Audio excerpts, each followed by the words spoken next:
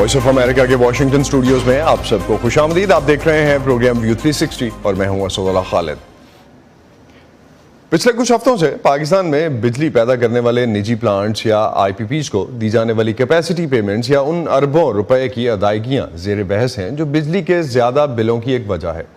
अब एक तरफ ये सवाल उठाया जा रहा है कि जब बिजली के ये निजी कारखाने बिजली बनाते ही नहीं हैं तो अवाम उनकी अदायगी क्यों कर रहे हैं, और दूसरा ये कि ये निजी बिजली घर या आईपीपीज किसकी मिल्कियत हैं। पाकिस्तान की national electric power regulatory authority या नेपरा के डेटा के मुताबिक मुल्क में 1994 से लेकर आज तक निजी बिजली घरों के लिए जारी किए जाने वाले लाइसेंसेस की तादाद 230 है, जिनमें मीडिया में शाया होने वाली खबरों के मुताबिक 100 से ज़्यादा फ़ाल हैं और इनकी मिल्कियत 50% से ज़्यादा हुकूमत के पास, जबकि बाकी सीपैक के तहत बनी चीनी कंपनियों, पाकिस्तान की कारोबारी शख्सियात और हुकूमती और अपोजिशन सियासतदानों के ख़ानदानों के पास हैं। अब हुकूमत की तरफ से एक टास्क फोर्स का ऐलान किया गया है जो पैदावारी सलाहियत की अदायगियाँ कम करने और बाज़ बिजली घरों को बंद करने के लिए सिफारिशात मुरतब करेगी, और इसके साथ साथ आईपीपीज के क़याम और पैदावारी लागत से मुतालिक इक़दामात समेत बिजली पैदा करने वाले इन निजी प्लांट्स के हुकूमत के साथ मुआहिदों की शराइत का भी जायज़ा लेगी। आज के प्रोग्राम में हम जानने की कोशिश करेंगे कि इन शराइत पर नज़रसानी से क्या हुकूमत इस पोजीशन में होगी कि अवाम को रिलीफ दे सके, और दूसरा ये कि पाकिस्तान में बिजली के बिल क्या सिर्फ आईपीपीज को अदायगियों की वजह से ही ज़्यादा आते हैं। बिजली के ज़्यादा बिलों की वजह से गुज़िश्ता चंद माह से मुसलसल हुकूमत पर तनकीद हो रही है और आवाम की शिकायत जारी हैं। आवाम को रिलीफ देने के लिए क्या हुकूमती इक़दाम किए जा रहे हैं और जो हो रहे हैं वो क्या रिफ्लेक्ट करेंगे। मोहम्मद साकिब इस वक्त कराची से हमें ज्वाइन कर रहे हैं। साकिब, हुकूमत ने कुछ आईपीपीज के मुआहिदे मनसूख करने का ऐलान किया, क्या हुकूमत अब भी उस पर कायम है और उस तरफ कोई काम हो रहा है, और ये टास्क फोर्स का क्या जो है इस वक्त स्पेस कितनी दी गई है इनको, और TORs क्या बने हैं इनके? असद, ये ऐलान कोई हतमी ऐलान नहीं है, बल्कि ये एक प्रपोजल था जो कि फ्लोट किया गया है उस टास्क फोर्स में, जो जिसका भी आपने हवाला किया है। और इसमें कई मल्टी प्रोंग स्ट्रैटेजीज गवर्नमेंट बता रही है कि हम उस पर काम कर रहे हैं ताकि बिलों का जो बिजली के बिल हैं उनको कम किया जा सके। लेकिन इस वक्त तक ये कोई ऐलान नहीं किया गया है कि ये आईपीज ऐसी हैं जिनके हद से हम मुआहिदे खत्म करने जा रहे हैं। लेकिन ऐसे प्रपोजल्स यकीनी तौर पर हैं जिन पर गौर किया जा रहा है उसकी टास्क फोर्स में, और वो 15 के करीब ऐसी आईपीपीज हैं जिनसे जो है हुकूमत चाह रही है कि अब मजीद जो है मुआहिदे एक्सटेंड ना किए जाएं, और इससे होगा ये कि बिजली की जो इस्तेदाद है पैदा करने की इस्तेदाद है, जिसे कैपेसिटी पेमेंट्स कहा जाता है, उसमें किसी हद तक कमी आएगी। इस वक्त जैसा कि आपने बताया कि 230 के करीब जो है वो लाइसेंसेस जारी किए गए हैं, तो 100 के लगभग ऐसे आईपीपीज हैं जो इस वक्त एक्टिव हैं। और अगर इनमें से 20 का फर्क निकाल दिया जाए, अगर 20 या 15 से 20 जिसके बारे में कहा जा रहा है कि उनसे मुआहिदे खत्म कर दिए जाएंगे, उनसे मुआहिदों को मजीद एक्सटेंड नहीं तौसीह नहीं दी जाएगी, तो माहिरीन का कहना है कि इसमें किसी हद तक फर्क तो जरूर पड़ेगा। लेकिन जिस तरह की इस वक्त सिचुएशन है कि एक पर यूनिट 74 रुपीज तक जा चुका है, वो उसमें कोई बहुत ज्यादा जो है वो बेहतरी की गुंजाइश नजर नहीं आती जब तक कि इन आईपीपीज के मुआहिदों को न सिर्फ रिविजिट किया जाए, बल्कि इसके अलावा जो मुख्तलिफ इंतजामी उमूर है बिजली के शोबे में उनको बेहतर नहीं किया जाता। वहाँ पे ट्रांसमिशन एंड डिस्ट्रीब्यूशन के जो लॉसेस हैं उनको कम नहीं किया जाता, थेफ्ट कम नहीं की जाती, इसी तरह के और इश्यूज हैं। और जब तक इन जो डिस्कोज हैं, डिस्ट्रीब्यूशन कंपनीज हैं जो कि सरकार की हैं, उनको प्राइवेटाइज नहीं किया जाता क्योंकि उनके लॉसेस आईपीपीज जो हैं, आईपीपीज को सिर्फ प्राइवेटाइज खत्म करने से, उनके साथ मुआहिदे या रिविजिट करने से मसला हल नहीं होने वाला, और भी जो इक़दाम हैं वो करने की जरूरत है। बहुत शुक्रिया साकिब, आप हमें अपडेट कर रहे थे इस हवाले से। अमार हबीब खान एक माहिर मुआशियात हैं और पाकिस्तान के तवानाई की शोबे पर गहरी नज़र रखते हैं। उनसे बात करते हुए मैंने यही जानने की कोशिश की कि क्या आईपीपीज के हवाले से बनाई गई हुकूमती टास्क फोर्स से पाकिस्तानी अवाम बिजली की कीमतों में कमी की कोई उम्मीद रखें, और किस हद तक आईपीपीज के साथ मुआहिदे मुल्क में मौजूद बिजली की इंतहाई कीमतों के जिम्मेदार हैं। आईपीपी के साथ मुआहिदे ना काफ़ी ब्रॉड टर्म हो जाती है।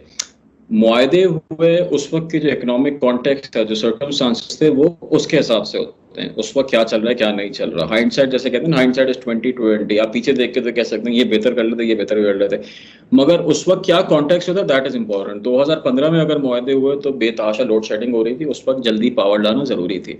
पाकिस्तान की रिस्क जो है हमेशा से ख़राब ही रहा है, जिसकी वजह से हमें एक हाई प्रीमियम हमेशा चार्ज करते हैं इन्वेस्टर, जो हमें हमें पे करना पड़ता है क्योंकि हमारा रिस्क ख़राब है। 94 में भी ऐसा ही हुआ और 2002 में भी ऐसा ही हुआ। जहां तक बात है कि जी आईपीपी मुआहदों की वजह से सारे मसाइल हैं, अभी ये मैं तो समझूंगा ये बात सही नहीं है, क्योंकि असल जो हमारा है वो बेसिकली डेट है। बहुत सारे पावर प्लांट्स हैं जो कि आप नए लगाते हैं, इंफ्रास्ट्रक्चर डेवलप होता है, उसके लिए आप डेट लेते हैं, जो आप डेट लेते हैं, जो आप लोन लेते हैं, उसकी रीपेमेंट करनी होती है। तो अगर 18 रुपये अभी कैपेसिटी पेमेंट है, तो तकरीबन 10 रुपये की जो कैपेसिटी पेमेंट है उसमें वो लोन की रीपेमेंट की है। तो इसमें आईपीपी मुआहदों की कोई बात ही नहीं है। आईपीपी के साथ जब आप मुआहदा करते हैं तो उसमें इसेंशियली आप कहते हैं कि जी गारंटीड रिटर्न मैं दूंगा, किसी में 18% होता है, किसी में 20% होता है। तो वो टोटल मिला के अगर हम प्राइवेट आईपीपीज का देखें, चाइनीज आईपीपीज को और गवर्नमेंट के आईपीपीज को हटा के, उनका टोटल इम्पैक्ट कोई 1.25 से 1.5 रुपए तक का बनता है, इससे ज्यादा नहीं बनता। तो अगर अज्यूम करते हैं कि जी आप वो मुआहदे सारे स्क्रैप भी कर देते हैं, जो कि बिल्कुल नहीं करने चाहिए, एक जो है कॉन्ट्रैक्ट लॉ है, बहुत सारी चीजें होती है, उससे इम्पैक्ट होती है, तो उसका सिर्फ 1.25 से 1.5 रुपए का फर्क पड़ता है, बहुत ज्यादा फर्क नहीं पड़ता। असल जो इशू है वो डेट से रिलेटेड होता है रादर देन आईपीपी के मुआहदों से रिलेटेड। क्या ये तासुर दुरुस्त है कि मुल्क की जो अशराफिया है उसने निजी बिजली घरों के मुआहदों से फ़ायदा उठाया, और इल्ज़ाम जो है वो आजकल रिसेंटली जब हम देख रहे हैं, इस पर बात हो रही है, तो ज़्यादातर जो है वो चीनी कंपनियों पे जा रहा है। अगर कोई सरमायाकारी कर रहा है, आप भी अगर सरमायाकारी करते हैं, मैं भी करता हूं, कोई भी प्राइवेट पार्टी सरमायाकारी करती है तो वो एक सर्टेन रिटर्न एक्सपेक्ट करता है। वो रिटर्न जो होता है, वो फायदा जो होता है, वो कॉन्टेक्स्ट के हिसाब से होता है। अगर आप किसी रिस्की जगह पे करोगे तो आप एक सर्टेन लेवल का एक रिटर्न मांगोगे, तो वो चीज हो रही है। अगर किसी ने ज्यादा मुनाफा बनाया है तो ऑब्वियसली वो एक रेगुलेटरी वो है, उसको उस तरह से मैनेज किया जाए। मगर हम ये नहीं कह सकते कि जी उन्होंने बेताशा मुनाफा बना लिया। जी बेताशा मुनाफा अगर बनाया भी है तो आपका जो रिस्क था कंट्री का, जो इकोनॉमी का रिस्क था, उसके हिसाब से बनाया है, उनकी उस बेसिस से बना है, उस कॉन्ट्रेक्चुअल ऑब्लिगेशंस के बेसिस से बना है, जो कि एग्जीक्यूट किए गए थे at that point in time. तो ये जब हम बात करते हैं एक्सेस प्रॉफिट की, इसमें एक और चीज इंपॉर्टेंट ये है कि हमें इन्फ्लेशन को भी देखना जरूरी होता है। इन्फ्लेशन को देखना जरूरी है, पीकेआर की डेप्रिसिएशन को देखना जरूरी है। इन सब चीजों को मद्देनजर रखते हुए हमें ये बात करनी चाहिए। तो पाकिस्तान में होने वाले इन मुआहिदों की मिसाल क्या कहीं दूसरे ममालिक में भी मिलती है, तरक्की पजीर ममालिक में या खित्ते के दूसरे ममालिक में? नहीं, ये काफ़ी डेवलपिंग इकोनॉमीज में आपको मिलती है। बांग्लादेश में ये इशू है, इंडिया में भी टू अ सर्टेन एक्सटेंट है, बहुत सारे और ममालिक में इशू है, मगर हर किसी का एक डिफरेंट तरीका है उसको मैनेज करने का।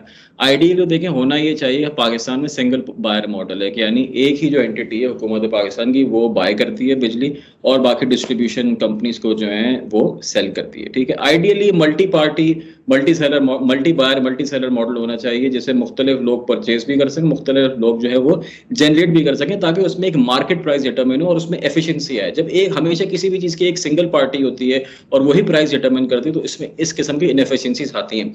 ये बात हम जरूर कह सकते हैं कि हमें ज़रूरत है कि एक हम मल्टी बायर और मल्टी सेलर मार्केट की तरफ जाए, ताकि ओवरऑल मार्केट में एक प्राइस डिस्कवरी हो, बजाय इसके कि हम इनएफिशिएंट पावर प्लांट्स या इनएफिशिएंट तरीकों से पावर जनरेट करते रहे और बिजली की कीमत महंगी से महंगी होती रहे। आप समझते हैं कि हुकूमत की तरफ से जो पॉलिसीज़ बनाई गई हैं, किसी पॉइंट पे आप समझते हैं कि उनकी वजह से ये मसाइल हल हो सकेंगे?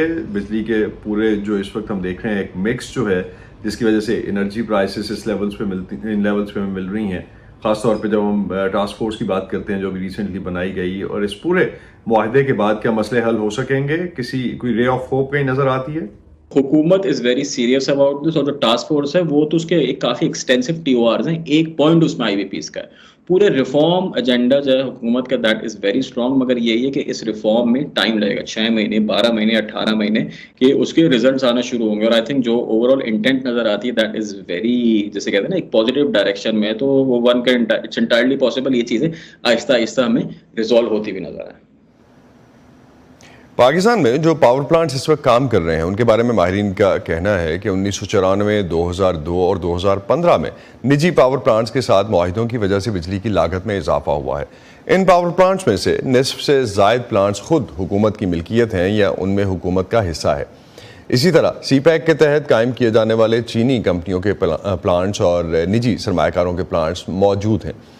नेपरा और पाकिस्तान की वजारत तवानाई के आदाद शुमार के मुताबिक पाकिस्तान में इस वक्त फर्नस ऑयल पर चलने वाले बिजली के प्लांट्स की तादाद 15, गैस और RLNG पर चलने वाले पावर प्लांट्स की तादाद 19, हाइडल या पानी से बिजली बनाने वाले IPPs की तादाद 4, दरामदी कोयले पर चलने वाले प्लांट्स की तादाद 3, थर के कोयले पर चलने वाले प्लांट्स की तादाद 5 और बगैस पर चलने वाले पावर प्लांट्स की तादाद 8 है।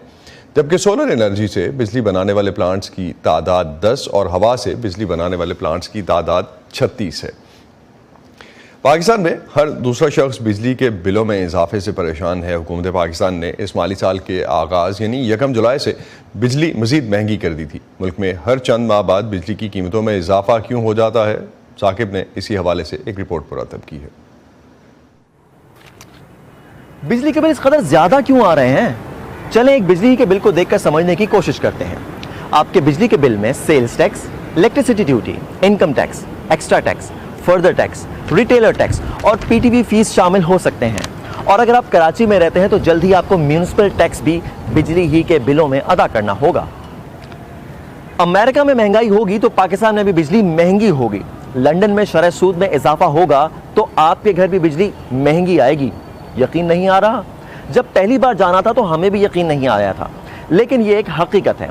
पाकिस्तान में बिजली पैदा करने वाले कारखानों से किए गए मुआहदे कुछ इसी नौयत के हैं। सिर्फ यही नहीं, अमरीकी डॉलर के मुकाबले में पाकिस्तानी रुपया कमजोर हुआ तो भी बिजली का बिल ज्यादा आएगा, और अगर पाकिस्तान में शरह सूद ज्यादा हुई तो भी बिजली महंगी होगी।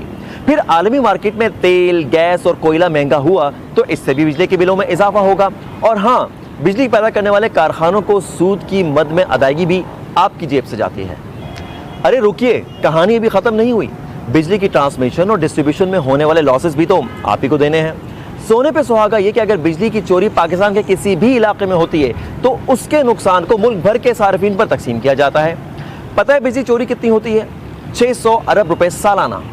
एक और बात, जिन्हें मुफ्त बिजली मिलती है उसकी अदायगी भी तो आप ही करते हैं। और आप ये तो जानते हैं कि बिजली किस किस को मुफ्त मिलती है। और इतना बिल देने के बाद भी अगर आप किसी ऐसे इलाके में रहते हैं जहां रिकवरी पूरी नहीं होती तो आपको लोड शेडिंग भी भुगतना होगी। और इससे बचने के लिए जनरेटर या यूपीएस का खर्चा भी आपको खुद ही उठाना होगा, क्योंकि बजाय ना दहनदगान की बिजली काटने के यहाँ पूरे इलाके में लोड शेडिंग का निजाम लागू है। गवर्नमेंट ने जुलाई के पहले हफ्ते में बिजली के बिलों में मुख्तलिफ स्लैब्स में 28% तक इजाफा किया है। तनकीद के बाद हुकूमत ने 200 यूनिट्स तक बिजली इस्तेमाल करने वाले सारिफिन को 3 माह के लिए एग्जाम्पशन यानी छूट देती है। लेकिन 3 माह बाद क्या होगा ये आप सोच सकते हैं। तो अब समझ में आया कि बिजली के बिलों में इजाफा क्यों हो रहा है।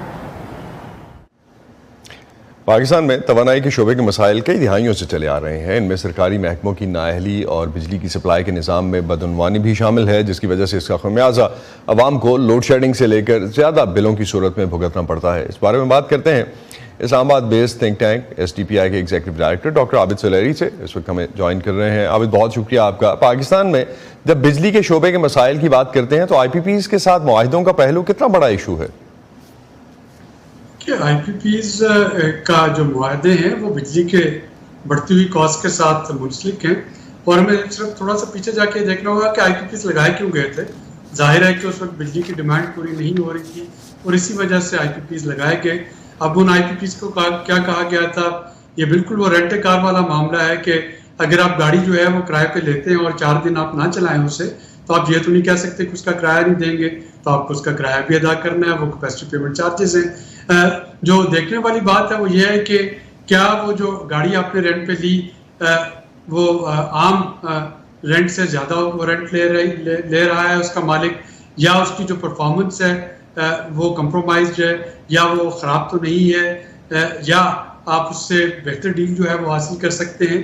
तो वहाँ पे हमारी जो पॉलिसीज़ थी, मुख्तलिफ जो IPP पॉलिसीज़ उनका रोल आ जाता है। और अगर हम उसमें सबसे बढ़ के बात करें तो वो जो है वो उसकी डॉलर डिनोमिनेशन की, कि क्या वो जो पेमेंट हमें करनी है वो हम रुपए में करेंगे अपनी करेंसी में या किसी और करेंसी में करेंगे, और अगर किसी और करेंसी में करेंगे तो क्या हमारा रुपया इतना मुस्तहकम है कि वो अपनी डेप्रिसिएशन जो है कॉस्ट उसका वजन बर्दाश्त कर सके। अभी दो चीज़ें आप ही की बात से मुझे जो समझ आई, और कुछ इससे पहले मेरी अमार से भी बात हो रही थी, अमार हबीब से भी। एक तो ये कि अगर अमार ने कहा कि 1 से 1.5 रुपये, 1.25 से 1.5 रुपये से ज़्यादा का फ़र्क नहीं पड़ेगा अगर हम पूरे स्क्रैप भी कर देते हैं, जिन IPPs के साथ मुआहदे स्क्रैप हो सकते हैं या उनको रीशेप किया जा सकता है। एक तो ये वाज़ेह कीजिएगा कि इतना ही फ़र्क पड़ेगा और क्या सभी IPPs का इम्पैक्ट इतना है। दूसरा, जब हम ये बात कर रहे हैं कि जो ओवरऑल परफॉर्मेंस है इन IPPs की, उसको कैसे चैलेंज किया जा सकता है और रुपये में अदायगी क्या हो सकती है, कोई ऐसी पॉसिबिलिटी है? जी, जो आपका आखिरी सवाल है मैं उससे शुरू करता हूँ। तो ये उस वक्त के जो एनर्जी मिनिस्टर थे हमाद अजहर PTI के दौर में, उन्होंने कुछ IPPs के साथ नेगोशिएट किया था और डॉलर का रेट कैप कर लिया था 148.5 रुपीज़ पर डॉलर पे, 148 रुपये पर डॉलर। तो आज अगर डॉलर 280-285 रुपये पे है तो उन IPPs को जो अदायगी हो रही है वो 148 रुपये 50 पैसे पे हो रही है। लेकिन वो भी तो लिमिटेड IPPs थी, सभी तो नहीं थी आबिद। तो नहीं, मैं ये कहना चाह रहा हूँ, आप जो कह रहे हैं ना कि क्या रुपए में अदायगी हो सकती है, तो मैं उसका जवाब दे रहा हूँ कि रुपए में अदायगी तो नहीं हो सकती, लेकिन आप जो डॉलर का रेट है उसको आप निगोशिएट कर सकते हैं कि आप उसको कहाँ पे कैप करना चाहते हैं। दूसरा जो रिटायर करने की बात आती है तो उसमें सिर्फ वही आप जो IPPs हैं बगैर पेनल्टी इन्वोक किए रिटायर कर सकते हैं जिनकी मुद्दत पूरी हो गई।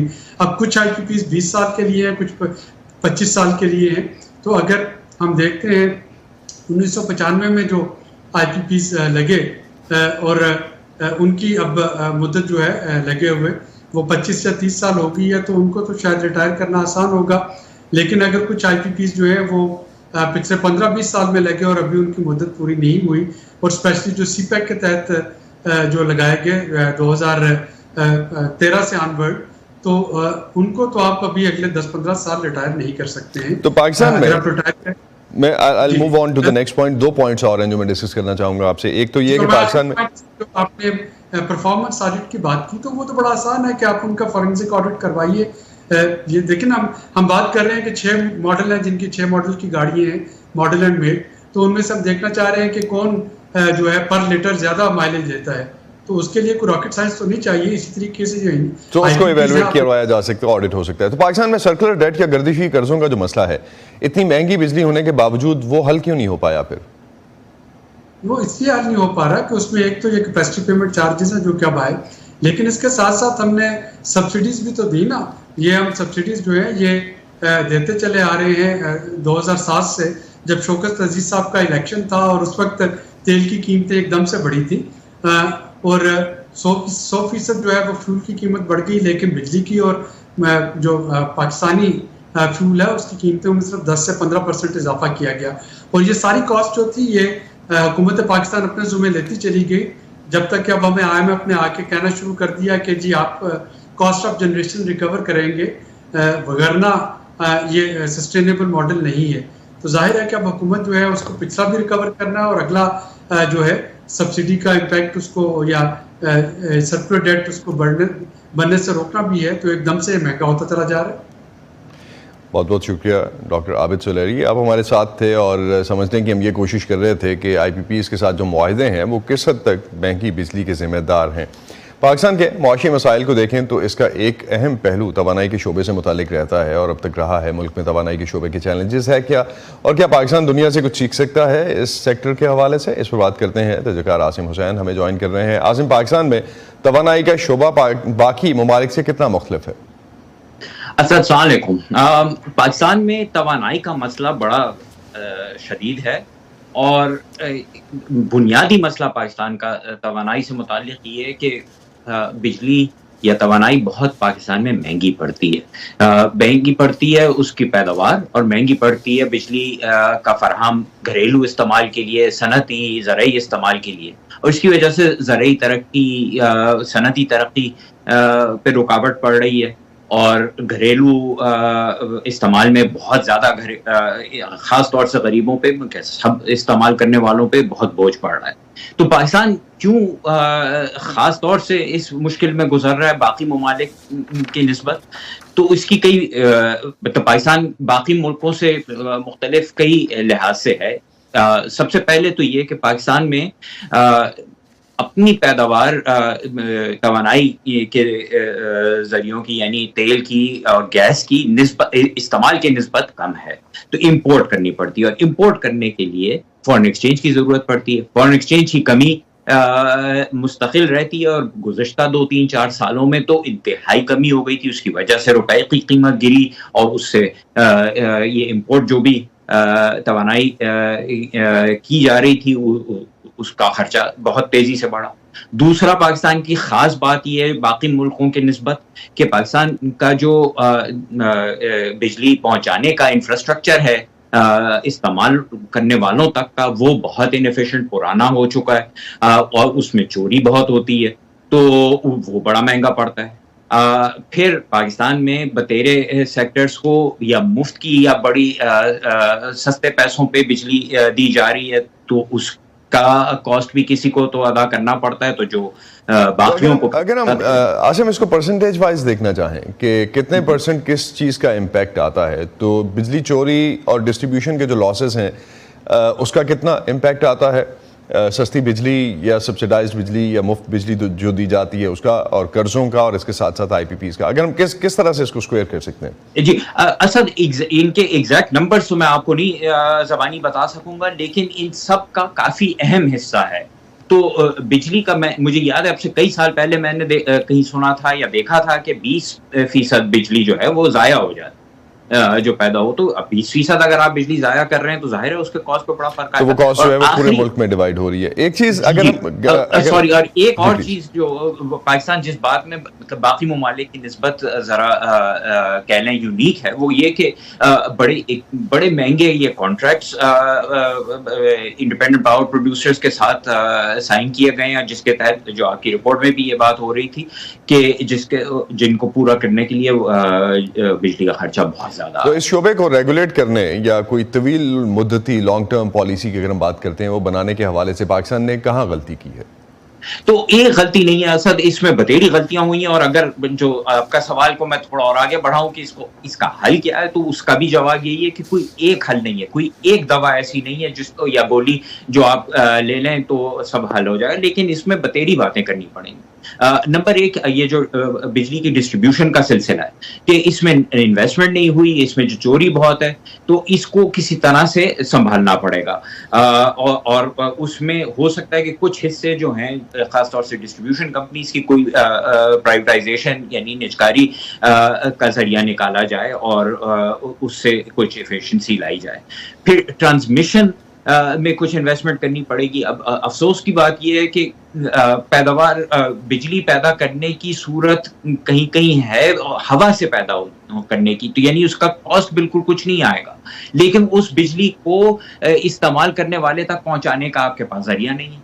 तो वो कॉस्ट जो है वो भी डिस्ट्रीब्यूशन की वजह से, इन्वेस्टमेंट ना होने की वजह से हो रही है। तो गर्दिशी कर्जे की अगर हम बात करते हैं, तो गर्दिशी कर्जे का मसला हल किए बगैर तवानाई के शोबे में बेहतरी ला सकता है पाकिस्तान? मेरे ख्याल से इसको यूं नहीं देखना चाहिए, बल्कि गर्दिशी कर्जा जो है उसका हल खुद ब खुद होगा अगर ये बाकी मसले हल हो गए। तो यानी अगर आपने डिस्ट्रीब्यूशन और ट्रांसमिशन का मसला हल किया, चोरी आपने कम की, जिस हद तक हो सके ये इंडिपेंडेंट पावर प्रोड्यूसर्स के साथ आपने जो कॉन्ट्रैक्ट्स रखे हुए हैं उनको थोड़ा रिनेगोशिएट कर लिया कि उसमें फिलहाल देने जो पैसे पड़ रहे हैं वो कम कर लिए, और अगर आपने जो सब्सिडीज दे रहे हैं, जो मुफ्त की बिजली लोगों को दे रहे हैं, उसमें कमी लाई, तो गर्दिशी कर्जा जो है वो कंपैरेटिव एनालिसिस क्विकली, अगर मेरे पास कोई 30 सेकंड्स है, अगर आप समझें कि किसी और मुल्क से पाकिस्तान के मॉडल का बनता है, तो कोई एक मॉडल ऐसा नहीं है, ये सारे मसाइल जो हैं वो हल करने पड़ेंगे। और पाकिस्तान में अगर इस पैसों पे, अगर सिर्फ पैसे बढ़ाने, बिजली की कीमत बढ़ाने पे हल रहा तो बहुत मुश्किल होगी, ना सिर्फ सनती तरक्की के लिए बल्कि घरेलू इस्तेमाल के लिए, पाकिस्तान की ये बाकी मसले भी हल करने पड़े।